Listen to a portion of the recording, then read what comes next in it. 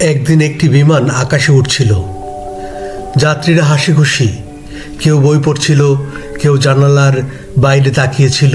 হঠাৎ করে আকাশে কালো হয়ে এলো, শুরু হলো প্রচণ্ড ঝড়। বিমানের পাইলট অনেক চেষ্টা করেও নিয়ন্ত্রণ রাখতে পারলেন না।